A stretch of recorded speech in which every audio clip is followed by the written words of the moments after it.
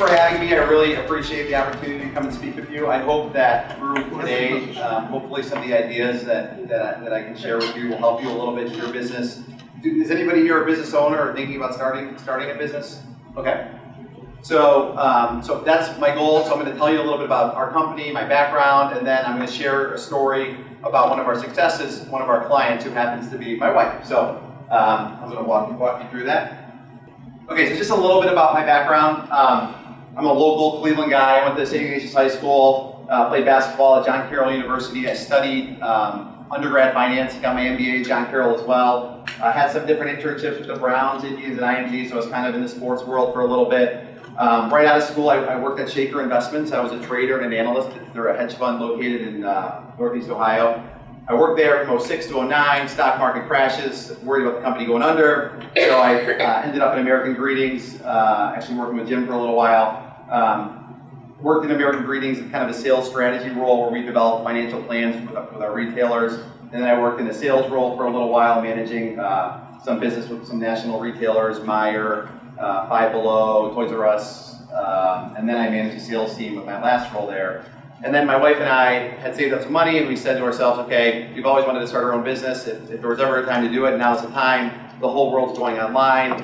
I love American Greetings, but they're so dependent on physical retail that I just thought long-term with foot traffic going down in physical retail stores, it might not be the place to be in 30 years. So we left. We started a company called PPR Rants. I'm also very passionate about the community. I've co-chaired the United Way Young Leaders Board for the last 2 years. I've been on that board for 5 years.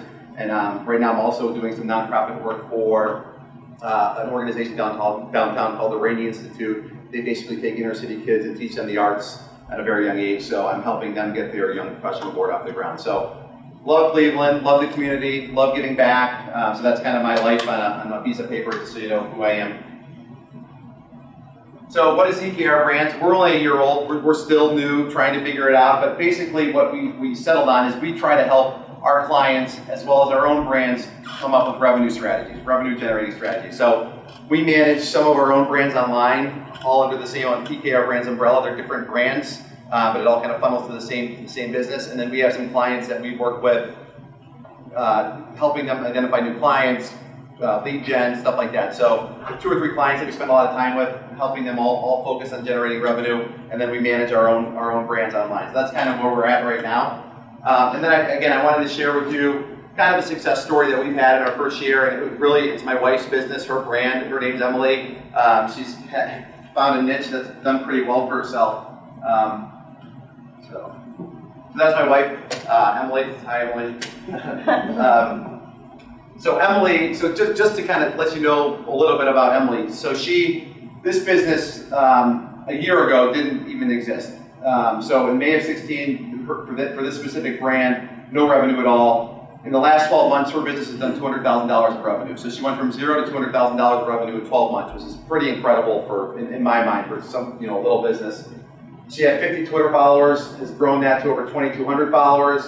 Facebook, she had 100 followers on her business page, now she's up to 2,200. Instagram, she had 250 followers, now she has over 5,000. So in the world we live in, we found, and I'll share a little bit more about this at the end when I kind of tie this all together with the tools that we found to really help us.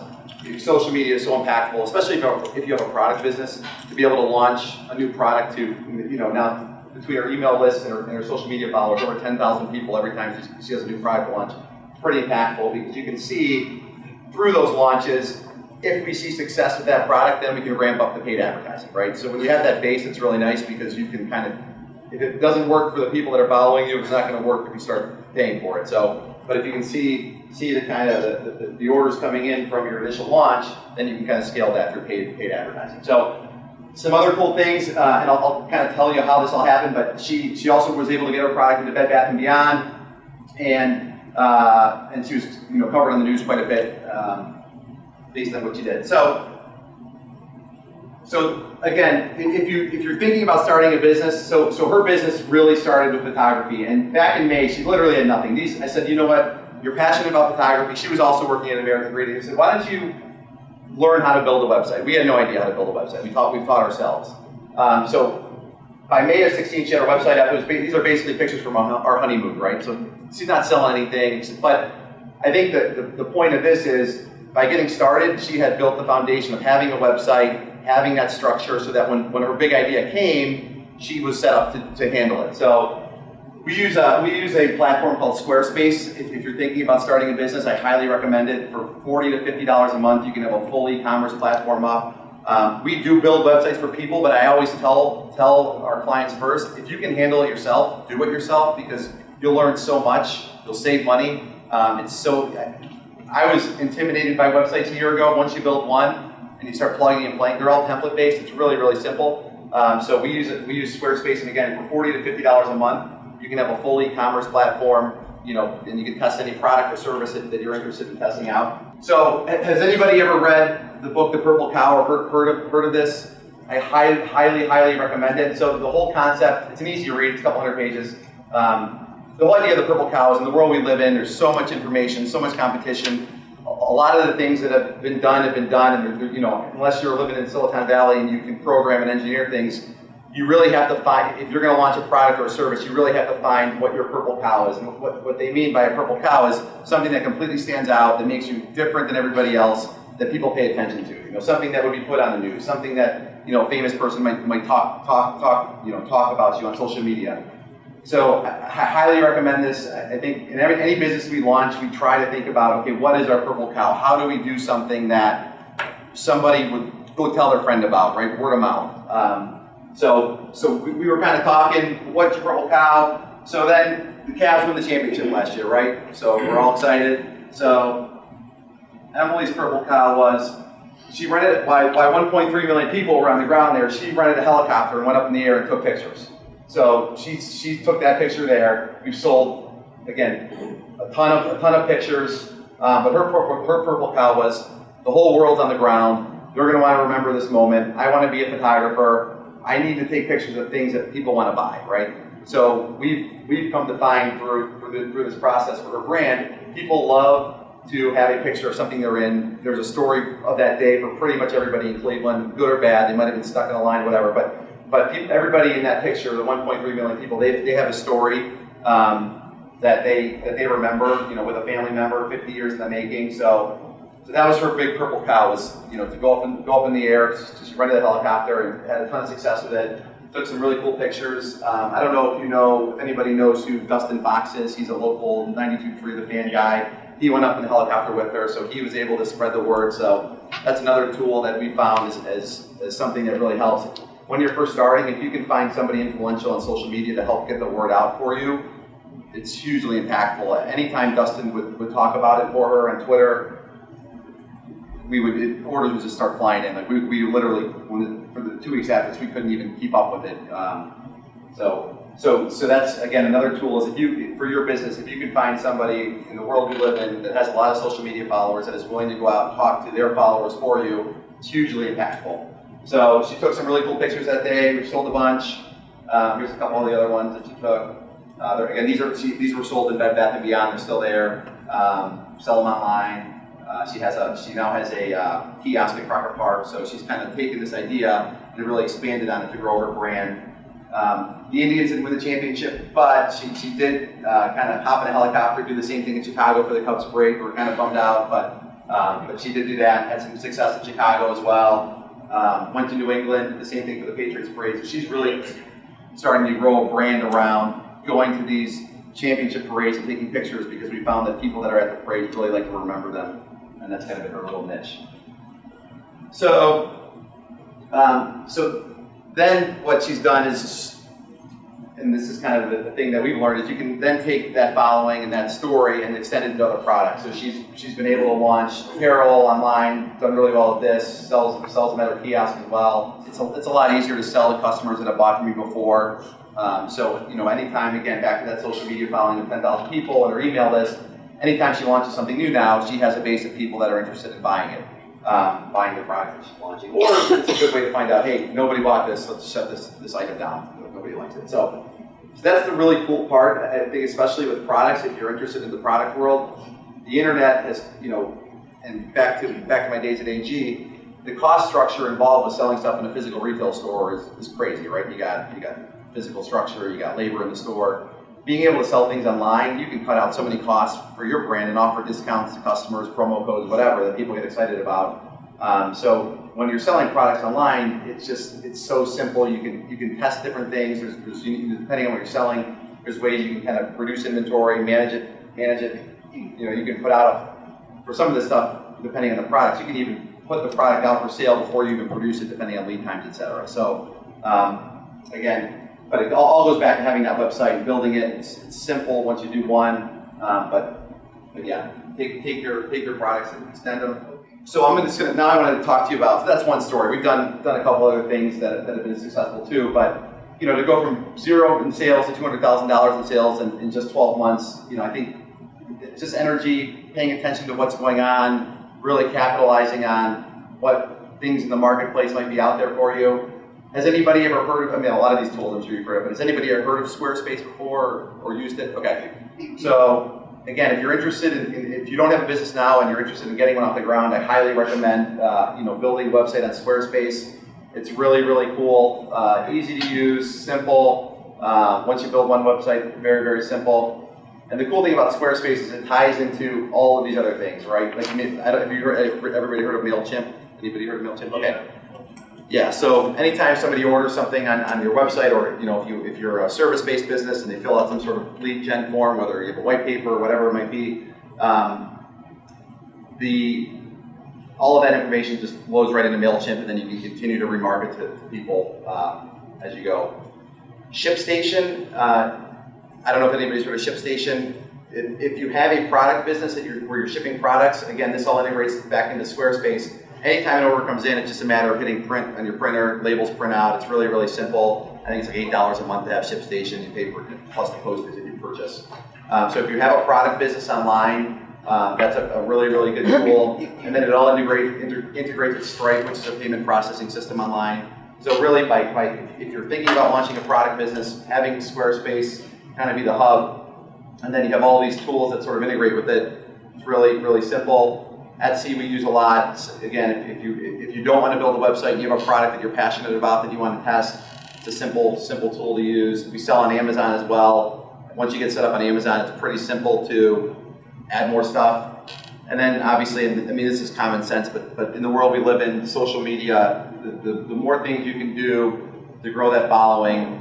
Once you have those followers, you have a market you can market to, a group of people you can market to for free on a constant basis. So some of the things that we found successful on Twitter in terms of growing your following is we do a lot of giveaways. So for Emily's business, she does a giveaway every Monday, and she'll basically say you have to retweet and follow, and she'll probably pick up 50 to 100 followers for each giveaway she does, sometimes more.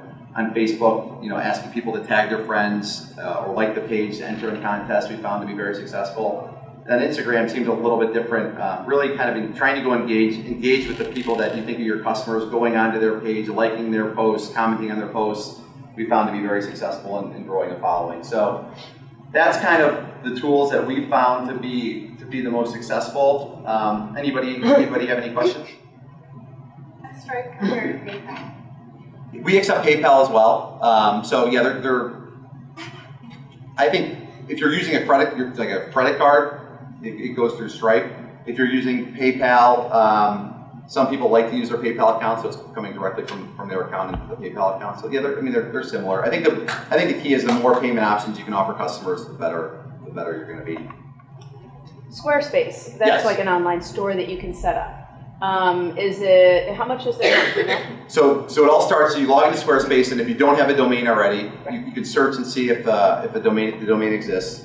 You buy the domain, owning the domain is $20 a year. Okay. Then Squarespace will charge you depending on how powerful you want it to be, right? So you can go from anywhere from like $10 to $50 a month is the max. At $50 a month, what I like about that version is they have a whole analytical platform in the background, so you can see how much traffic is coming to my site, what's the conversion rate, where are people coming from, are they coming from Twitter, are they coming from Facebook, are they coming from Google, Instagram. Okay. So there's more you can do with Google Analytics, stuff like that, but from a simple, just wanting to see where your traffic's coming from, what your conversion rate is, how many people, what are they clicking on, you can see what people are looking at. So it's really cool because you can kind of see, okay, even if people aren't buying this product, a lot of people are looking at it, maybe we're not writing you can kind of tweak as you go. So I love that version because of the analytics. I think obviously that's so powerful and impactful. And you can do it. I like it because and a lot of there's other platforms out there. We just happen to use this one, and I think it is probably the best out there.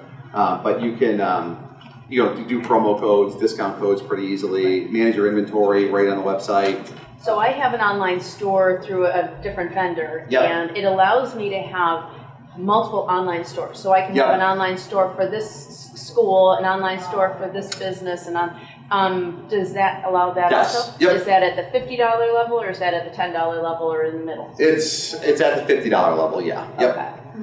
Okay. So you said, the purple cow for Emily has kind of been the sports area. For you guys with EKR Brands, do you guys for the business feel like you have a purple cow? We're still trying to find it, to be honest. Yeah, I think it's not easy. I think being able to go out and tell stories about the brands that we've had success with is probably the route that we'll go.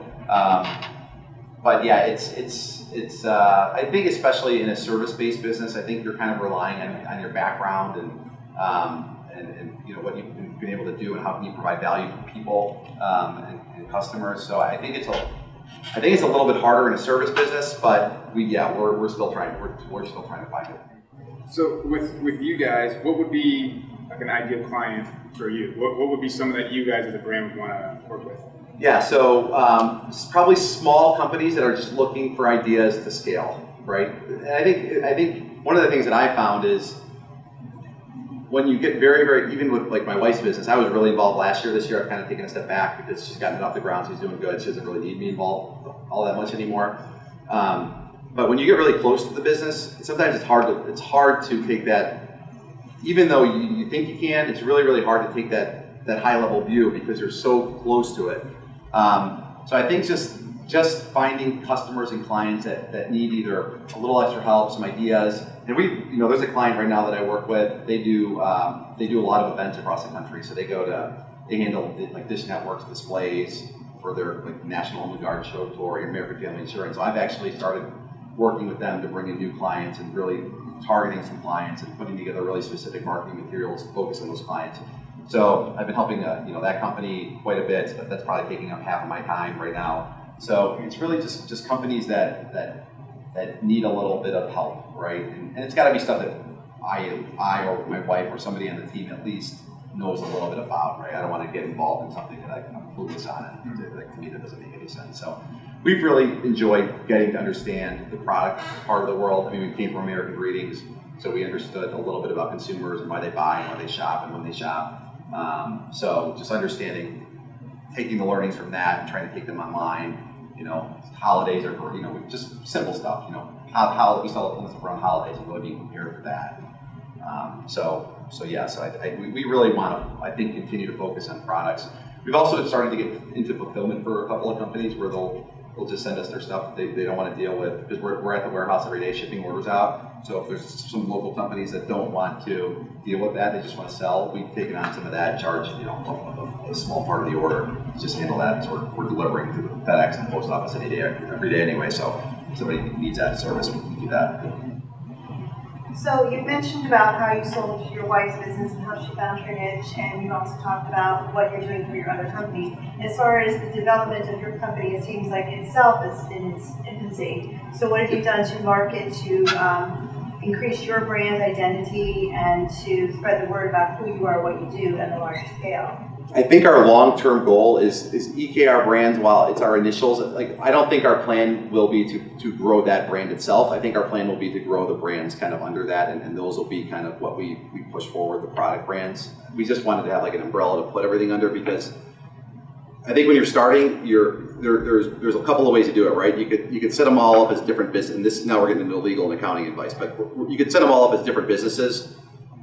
Then you have 4 QuickBooks that you're managing. You have 4 tax returns you're filing every year. So what we wanted to do is test different concepts all under the same bank account, all under the same legal structure. And then if one were to get big enough where there was risk of other brands, something happening where it could take away, then we would probably separate them. But our whole thought process when we started this was let's try to figure out ways to sell products online, all under the same umbrella, but with different brands kind of as the face, because it's just, I think it's simpler that way when you get started. So yeah, trying to manage 4 sets of accounting books, which is, that alone is time consuming and burdensome. So. But how do you market? So we go after client in terms of our clients, the client side of the business. Well, and your own identity is EKR, even though it's an umbrella brand. How do you market yourself? I think again we go back to we're trying to build the brands that are under it, right? So like we're trying to build Emily's brand. We have a golf brand that we launched. We're trying to grow that brand. So we're trying to make those brands kind of be the face, whereas EKR Brands is essentially just a holding company that kind of. Kyle, as you mentioned, you and I work together, so I know your background. At AG, I would put it this way: I was surprised to hear that you left AG because when I left there, you were a rising star, a young, so you had a chance to grow up in the executive ranks. For you to make that biggest step, obviously for friends or families or colleagues at work, you had supporters and doubters. Absolutely. How difficult was that? How many of them were supporters and how many of them were doubters? Yeah, right. That's a great question. I like Jim said, I kind of left unexpectedly. I always wanted to do this, and I felt like it was then or never, because as you get older, I think it gets a little more complicated to do something like that. It's a great question. There were definitely people that thought I was nuts. There were definitely people that were extremely supportive. I think it's a mix, right? I think your family members are always going to be the ones that are probably the most, what are you doing? Whereas the people that know you and work with you more probably understand why you might do something like that. But it's been, so far we've been very successful. We've been able to, keep afloat, pay the bills, save some money. So I think ultimately it was a risk. I'm glad we took it. And you never know, right? There's days where I'm like, whoa, that's just depends on the day. But I think in life you just have to sometimes, if you're really passionate about something and you want to do something for yourself. I think the quality of life of working for yourself, even though you're probably working harder, I enjoy it a lot more versus, you're working for a big company, you're kind of stuck with. My frustration with the big company was I had a lot of ideas and there were a lot of things I wanted to try, and sometimes it's hard to get those things off the ground at a big company. So yeah, it's a constant thing. I think, as an individual person, if you have to know yourself and be comfortable with the decisions you're making. But every day you don't know, right? The risk, our business could die, but so could a big company, right? It's just life. But I'm glad we've done what we've done, and I think right now everybody agrees with that in terms of the people we're closest with, where we're at right now. You mentioned a warehouse. Do you guys have a brick and mortar? Yeah, we have a warehouse. So we produce some of our products ourselves. We print some of our own apparel, and then we also we keep our inventory there. It's not the biggest place in the world, but yeah, we have a warehouse, and we'd like to grow it. I do think there's an opportunity to become a fulfillment center for companies. Like a lot of places, they don't, if their core business isn't products, but they want to, let's say, sell a T-shirt, whatever. They probably don't want to deal with the day-to-day hassle of managing inventory, shipping, right? They're running their restaurant or whatever they're doing.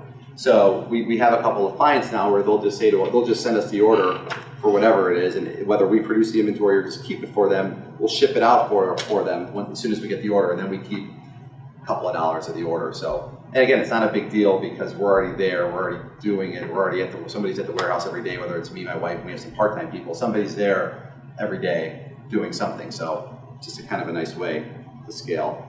And I think the other part of it is, sometimes it seems like we can be, I want to focus more because we do kind of get all over the place, but I think that's the nature of the first year in a business. You're constantly trying to generate cash flow, right? I mean, that's the key. You've got to generate cash flow to keep the business alive.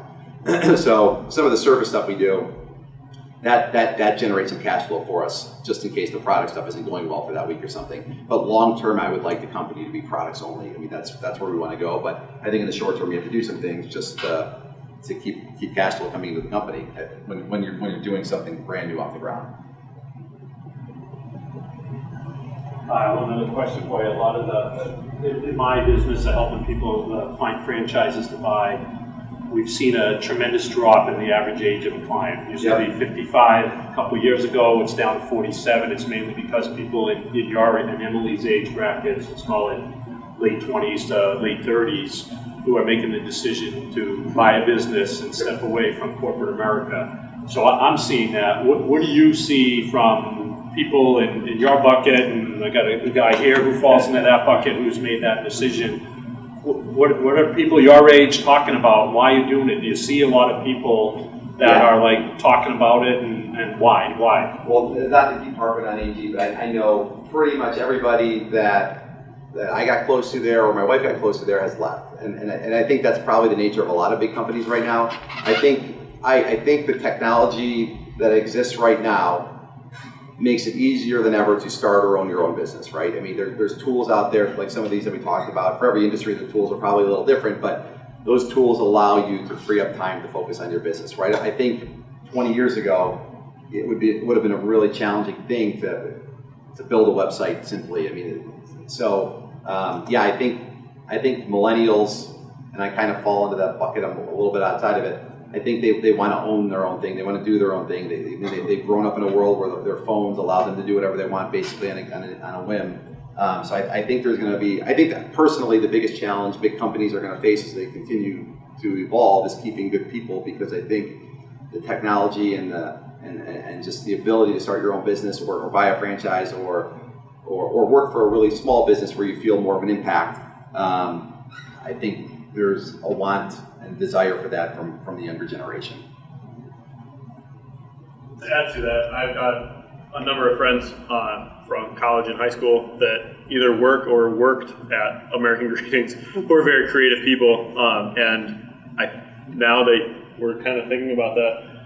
All of them have built their own personal brand over the last couple of years, and half of them have left American Greetings to follow their own ideas, and they're all very creative people, and I think that's definitely a struggle for American Greetings, because they have creative people. I don't know. Yeah, and it's not so much American Greetings story. Right, but it's just like, that's one of the big ones. They're an example of what's happening at a macro level with corporations absolutely across the country. And I mean, I had a guy this year who was in banking and is like, Jesus, every day the regulations are changing, and my bank's been bought 3 times. He's in his 30s, he's got 2 kids, and he's like, I'm making the move. I had another guy, early 30s, who was in sales, wife and a 1-year-old, and he made the move. And I'm for me, I'm counseling these guys on that there's a lot of risk involved here. Let's think it through, let's be mindful of it. In their cases, their wives both worked, and the wife said, hey, this is the right thing to do. I'm going to support you, go do it. And I'm you make a good point. You can go and do it because you guys had were planful, you had the money to do it. And that's the biggest risk I see for people in the millennial buckets is don't do it based on an emotional decision. Make it a mindful, planful, thought out process and increase your risk of being successful. So, and Chris, you might be able to answer this. So my question would be for the folks in the younger generation that are working for corporate America who decide to branch off, when does it become like if there's a non-compete, or do you know what I mean? Because Derek said very creative people. I mean, and I hate to just use AG because it's coming up. Any company. But, right. I mean, even like if somebody works for the Cleveland Clinic and decides, you know what, I'm going to branch off on my own and do my own home health, or like when does it become kind of that? All depends on how you leave. I mean, if you leave on your own volition, there's not going to, unless you signed a non-compete early on, if you're a high enough executive. Otherwise, if you leave as part of a layoff or something like that, then there can be some non-competes. But typically, it'll do a lot with the specific products that that they do. In some cases, it could probably be challenging, but in most cases, it's not too bad. Haven't been through the non-compete, just have your non-compete reviewed. A lot of times when you leave somebody when you're under a non-compete, it's just privy to their specific process they were teaching you, not what you were doing in general. Right. So just be aware before you sign and when you leave under a non-compete that it doesn't limit what you do, it limits how you do it for a specified amount of time. Maybe the lawyer has. That's what I was like, Chris, any feedback? I I actually just had a conversation with someone this morning, and his was a non-solicitation, which is a difference between a non-compete and non-solicitation. The non-compete means if you sell property and casualty insurance that you agree, a non-compete, you're not going to go for a year and sell property and casualty insurance. You can sell life and health. Non-solicitation means any customers that you had or the company had, you can't take with you or contact them at your new job if you're selling the same thing. And so I was telling him, like, okay, you're a salesman, you're going to build up your business, you're going to bring all these new customers, and then if in the future you want to leave, you can't take any of them with you. I'm like, so today this might be a great business opportunity, but do you think you're going to be here forever? And he's like, no. And I was like, well, then how are you going to, you have to do something brand new, and you just created all this goodwill for 5 years. And he was like, you have to look at the exit strategy or the end point. And, for whatever reason, like hairstylists, it's horrible. They all have non-competes and they all have non-solicitations. And, it's so, especially for women, guys, I mean, we barely have hair anyway, so it doesn't matter. But for girls, I know, I'm losing mine. But for women, it's like my wife drives to the other side of town, from the Avon to like Beechwood or something like that, because she likes the person. Right. And, when you find so it's difficult when you do have that non-compete or non-solicitation, now you have to look at, am I outside the mileage restriction or whatever it is. So you really have to look into the future. Hey, how long am I going to be with this company? And then you can, there's some things you can maybe negotiate on the front end and not just on the back end. It's tough. I think it's employers take advantage of employees with the non-compete, non-solicitation, try to make it really broad. But you have to think of it on the front end. Not just, okay, I want to leave now, what do I do? You're like, I don't know, you sign the document. Well, you can't do nothing now. Or you negotiate with the employer when you're leaving, if you're leaving on good terms. But, so yeah, they're enforceable.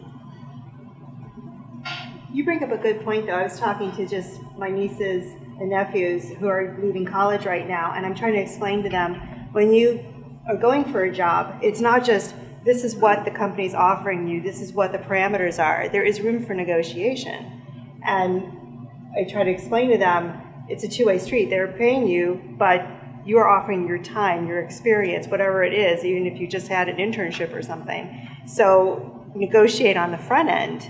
Can you, maybe if you're paying me a little bit less than what I'm expecting, how about vacation time? How about other things that you can throw in? And I had a non-compete with an ad agency, the same thing. He's like, okay, you can't use my customers that I've already had through there, but I can still do the experience of what I've had and do public relations for them. I just can't go specifically after these customers. So, even on that end too. The other thing I was going to mention back to the previous part of the conversation is I think one of the cool things about the world we live in is, even if you're not quite sure you want to leave your job or you don't have the money saved up to do it quite yet, I think these tools that are out there, you can test concepts. Put an hour a day into it, right? So you can get a feel for, is this going to work? So that maybe the jump isn't as drastic, right? You're just kind of easing your way into it. So whether it's a franchise or starting your own thing, just especially starting your own thing, just is there anything you can do while you keep your job to see if it works, and then make the jump once you're a little more confident with it.